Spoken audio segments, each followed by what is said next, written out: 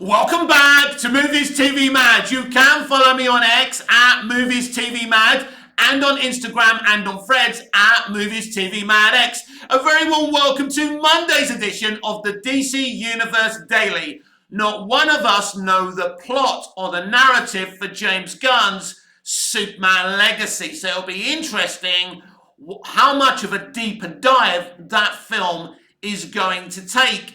Is it going to be unique? Is it going to be different? Is it going to be like something that's never been done before? I have a little script in my possession where I have Superman kind of growing up around the Second World War. Now, considering that this is a guy that pretty much can live forever, you can have him at the backdrop of the Vietnam War while he's being raised in Smallville.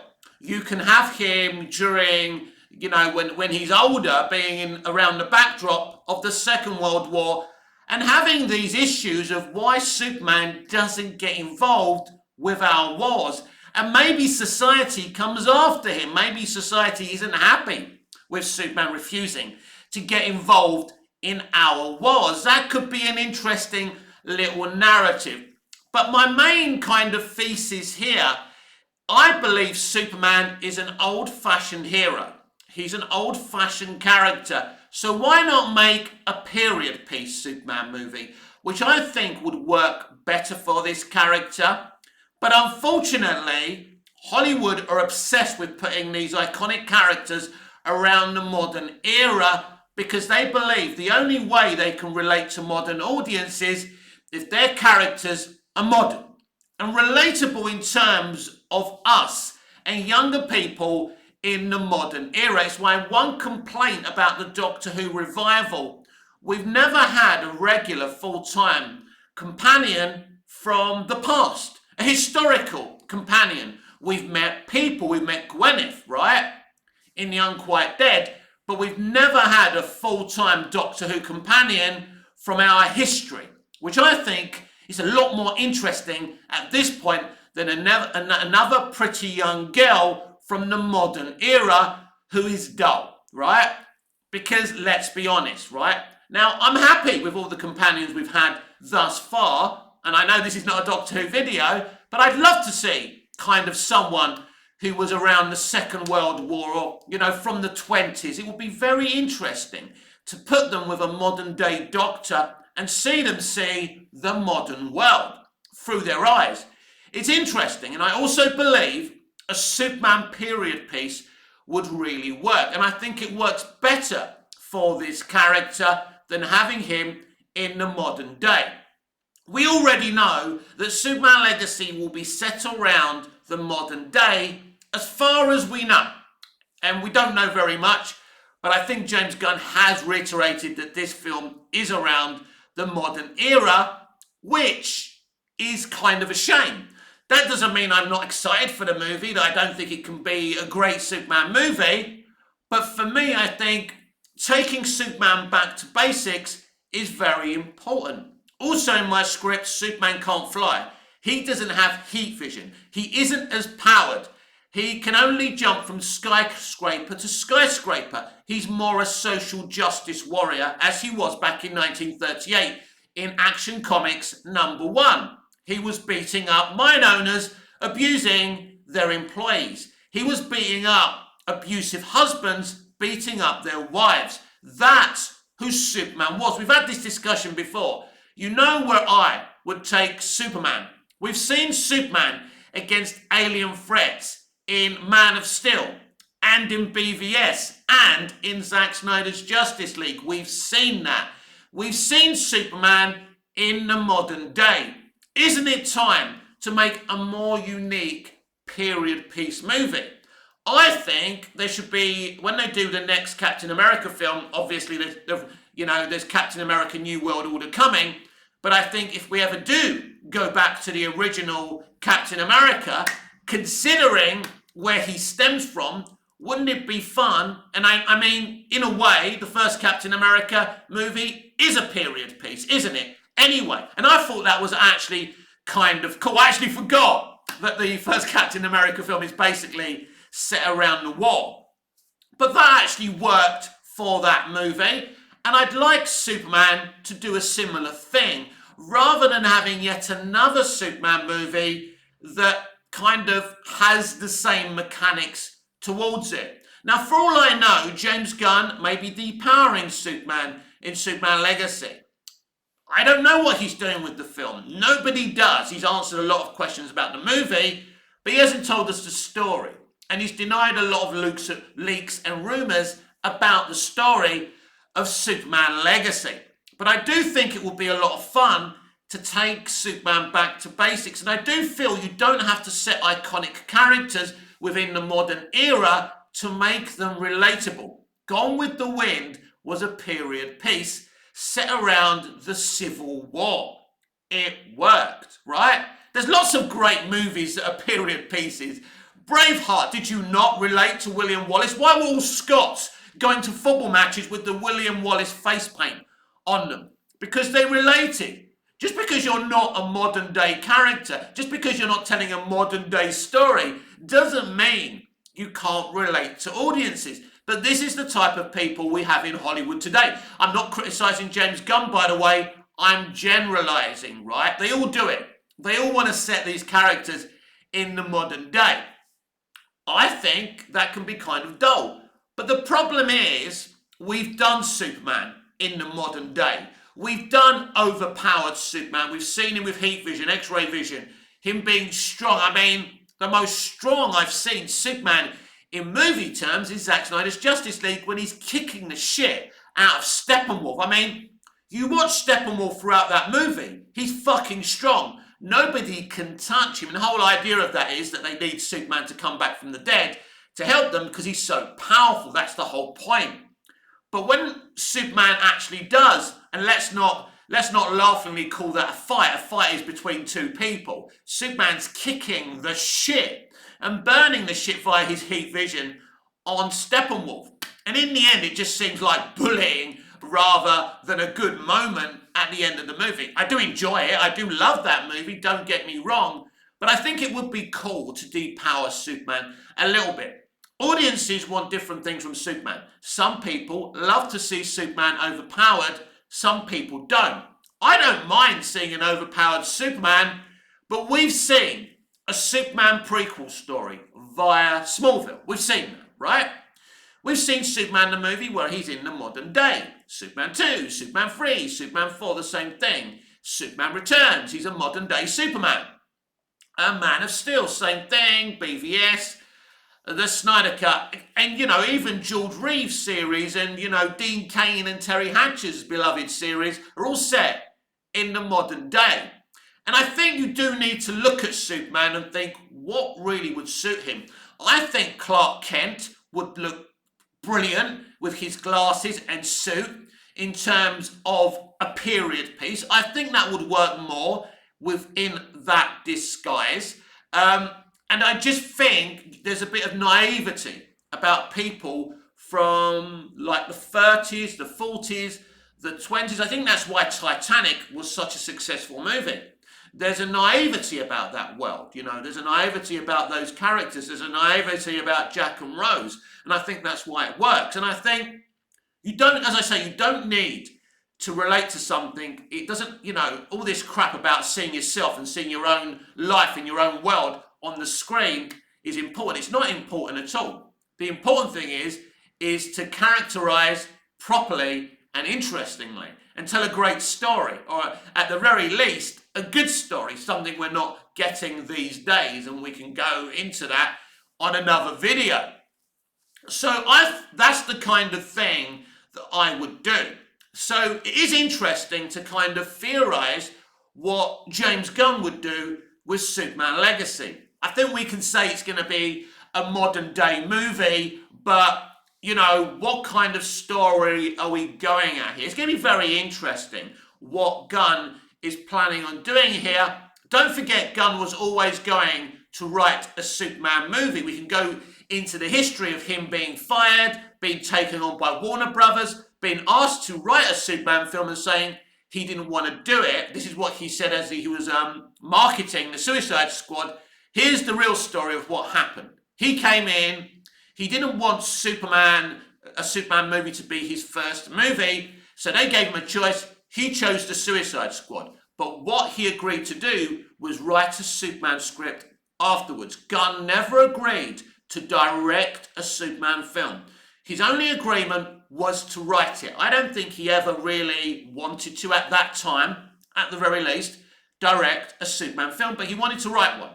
So that was never a Zaslav decision. That was done during the days of Walter Hamada and Toby Emmerich, even though J.J. Abrams and Ta-Nehisi Coates were doing an Elseworld Black Clark Kent, Black Kal-El, Last Son of Krypton movie as well. So they were definitely going all in on Superman in Elseworlds, and I'm assuming the original Superman he was writing was going to be part of the DCEU. I don't really know where it was going to fit in, but clearly Superman is mentioned in James Gunn's The Suicide Squad. We know that Bloodsport had shot him with a kryptonite bullet and put him in the hospital. So clearly his original idea was going to work off of that. Then David Zaslav comes in, looks at his script and says to him, "Wait, man, why aren't you fucking running DC? We're going to set up a studio here. I love your script. It's brilliant. You are a genius. Why don't you run our story group here at DC Studios? I'll make you co-CEO." That wasn't the original idea for DC Studios, but as Black Adam flopped and as things weren't working out, as far as Zaslav was concerned, with Adby and DeLuca temporarily running DC, he brought in James Gunn. At that time, when James Gunn first took over DC Studios, or, co-CEO of DC Studios with Safran, he was still only writing the movie, and they were going to look, or maybe they did start looking for a director. But Peter Safran was determined that James Gunn direct the movie. So, credit to Safran for saying, "Look, mate, you wrote the bloody movie, put your name on it, do it or don't do it." So James obviously has already written a script for Superman Legacy, and next month, excitingly, he starts directing this movie. And, I think different things about this movie every day. My imagination is captivated by this movie, considering the history, get my words out properly, considering the history of the DCEU and Man of Steel, BVS, the Snyder Cut, the lesser in quality movies that came in after Snyder, and where we are now. You see, the thing is, I have differing opinions about James Gunn.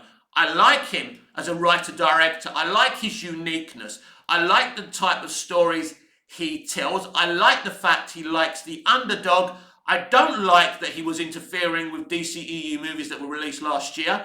I don't like the fact that it's clear that he dumbed down Aquaman and the Lost Kingdom. But very interestingly, if we just put a break on this conversation, and this is the conversation I want to continue, but Aquaman and the Lost Kingdom in China has now made more money than Oppenheimer. Let that fucking sink in.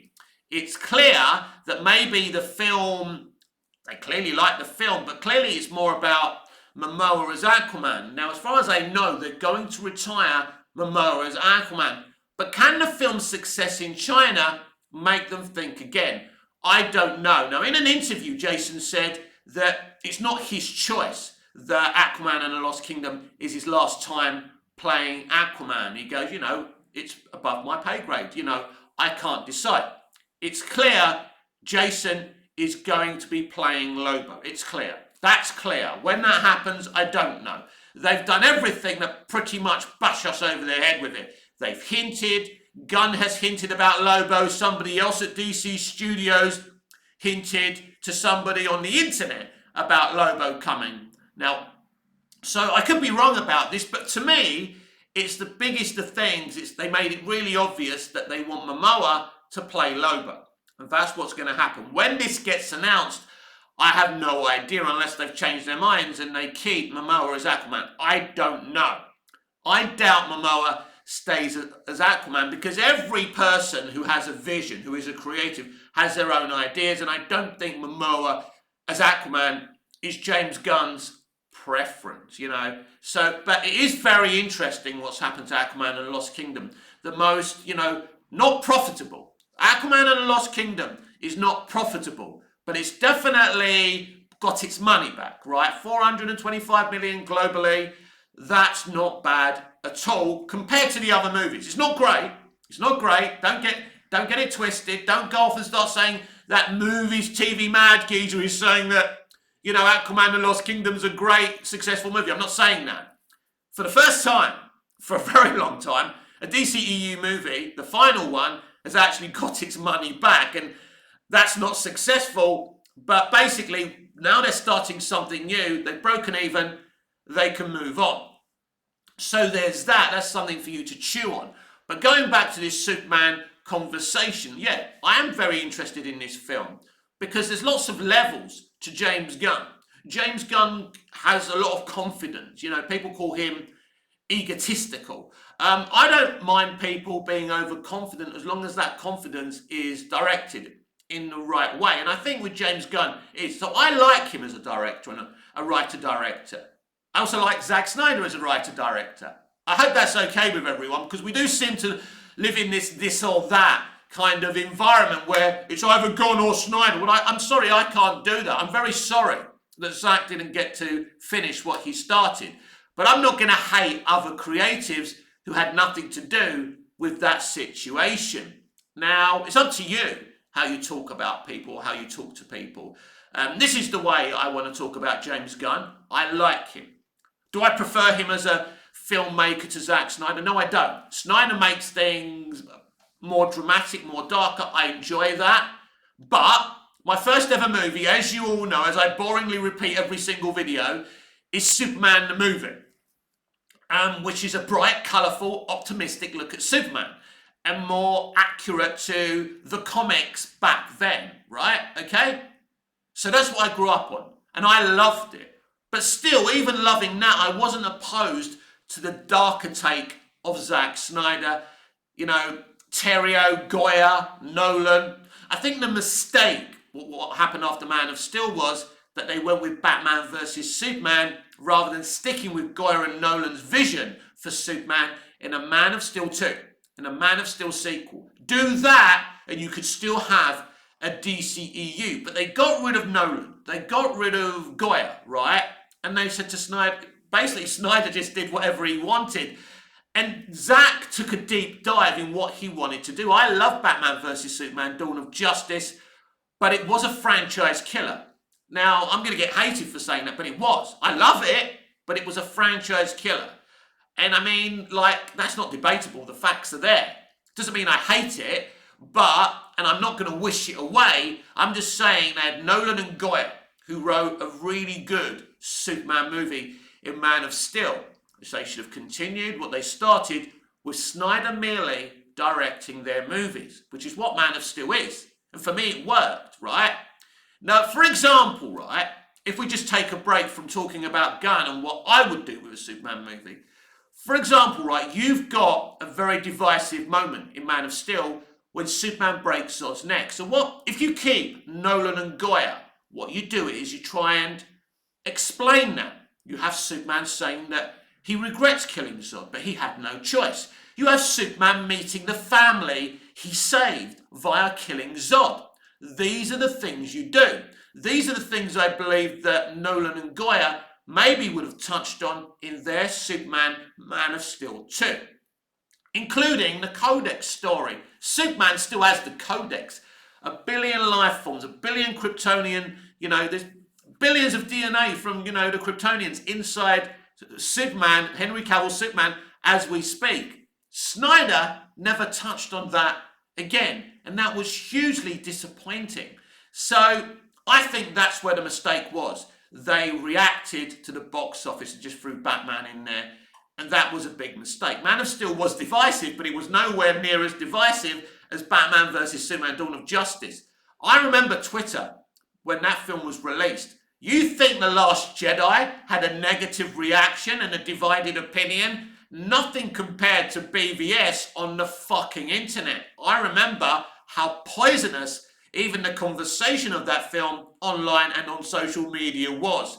And I was a fan of that film, and it was very hurtful to see a lot of the hateful things being said about that movie. So there's that. Now back to this whole thing of what James Gunn's going to do and what I would do. As I say, Superman is an old-fashioned character. If you put him, if you put him in a period piece, I think that suits the character.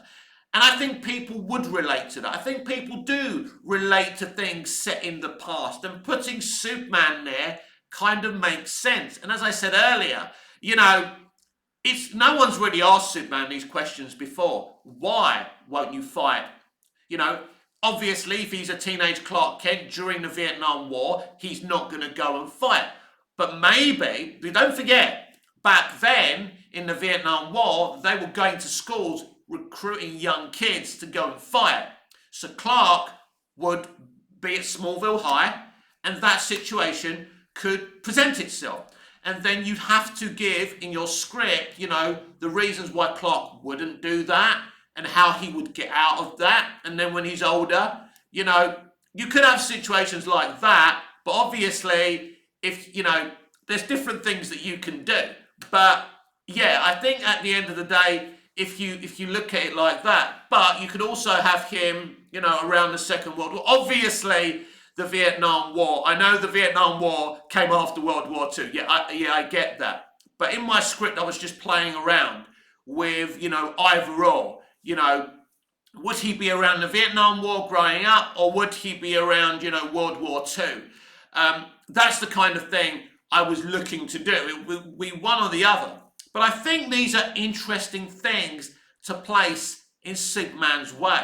And these were the ideas I was playing with. And this is why I think making a period piece Superman movie would be very, very interesting and very, very exciting. And, as I say, I can't say, oh, well, James Gunn's doing this instead. Oh, I'd rather he do this. I don't know what he's doing. Nobody knows. All we know is that all the characters are there. All Superman supporting characters are there. There's some DC heroes involved in this film as well. We don't know. We don't know who the main villain's going to be. We know Lex Luthor's going to be there. It's clear he's not going to be the main villain yet. James Gunn never responded to my question asking if Lex Luthor's going to be the main villain in Superman Legacy, but we will see about that.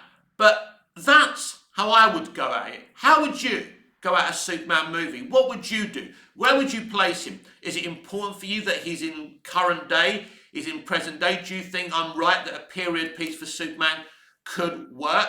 Of course, Ta-Nehisi Coates' Superman movie, which is based on a black version of Clark Kent and Kal-El, the last son of Krypton, will be set around the 90s, I think, or something like that. So that'd be quite interesting as well. But I don't think we're ever going to see that film. But apparently it is still in active development. What a joke that is, by the way.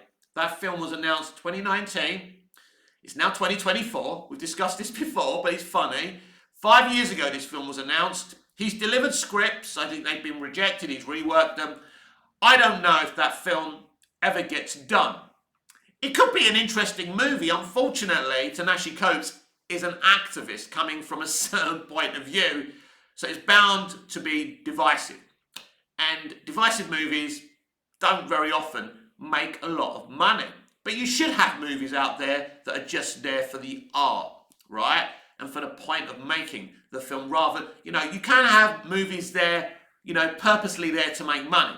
Superman Legacy is being made to make money. And as we know today, Hollywood are very scared of making mistakes. But guess what happens? They're so afraid of making mistakes. They're so tied to Wall Street and all of that, that in the end they end up making mistakes. They shit themselves after Batman vs Superman and Suicide Squad 2016, so they decided to recycle Zack Snyder's Justice League. Their nerves, their reactionary nerves, led them to lose so much money.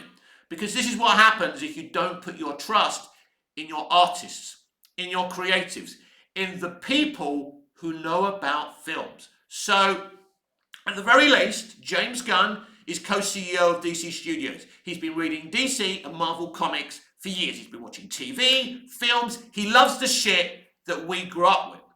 And the co-CEO is Saffron, a business person, an executive. So you've got a really, really good balance there, where before you didn't have a good balance at DC.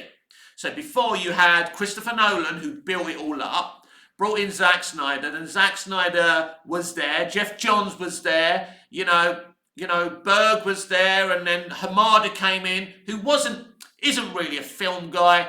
He's more of he's an executive, right? He did well with the horror movies, but at the end of the day, I suppose he's kind of a film guy and a kind of bean counter, but not more of a bean counter than a film guy. But with Gunn and Safran, you've got a good balance there. That doesn't mean it's going to work, but it gives it a chance. They're there on their own. They're making the decisions. According to Gunn, they're the ones making the decisions. And there's no question. Zaslav has been very good at listening to other people's opinions. In terms of other people who have been successful at Disney, experienced people, and he's listening to people like James Gunn. And that's really, really important at the end of the day. Of course Snyder fans wanted Snyder to come back and be front and centre with DC. I understand that. But was that a commercially viable decision? Would that have been commercially the best decision to make? And the truth is, as much as I love the DC Snyderverse and love Zack Snyder, that wouldn't have been the best decision as a business going forward, especially a business in so much debt and lacking profitability as Warner Brothers has done, right? Whether you like it or not, the Snyderverse was divisive, which makes it not commercially viable. And I love it. I don't have an issue with it. I love it. I would love Netflix to take it over there and let Zack, cook. I don't see it happening, but I'd love it to happen. But if you want commercial viability, you have to make movies that don't divide audiences. Zack Snyder divides audiences. Rebel Moon divided audiences. Not everybody liked it. It got bad reviews. I loved it. You saw me talk about it on this very channel. I stick to my guns. I love the way Snyder makes movies. Some people may argue that Snyder makes the same type of movies. He has the same kind of style. But then all directors have their own style. But this is the interesting thing about Superman Legacy as well. Will James Gunn stick to his style, his kind of comedy, his quick and easy 2-hour movies?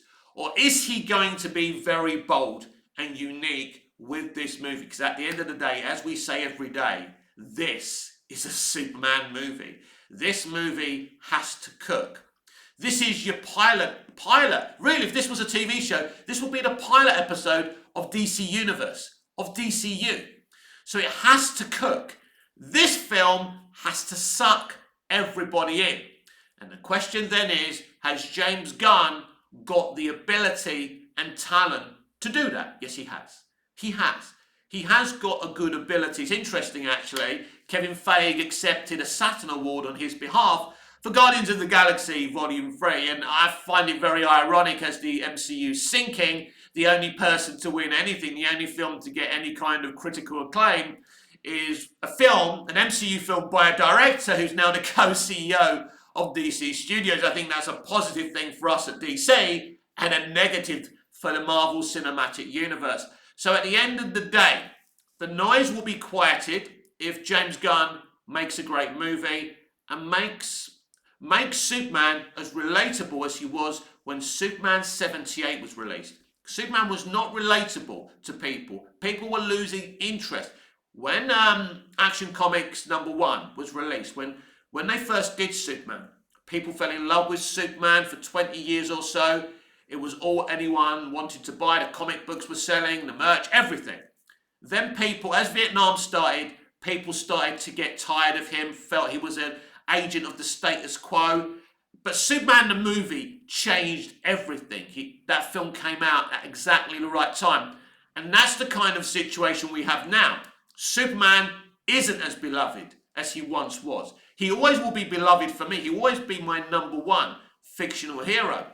But I'm 51 years old. We need kids loving Superman again.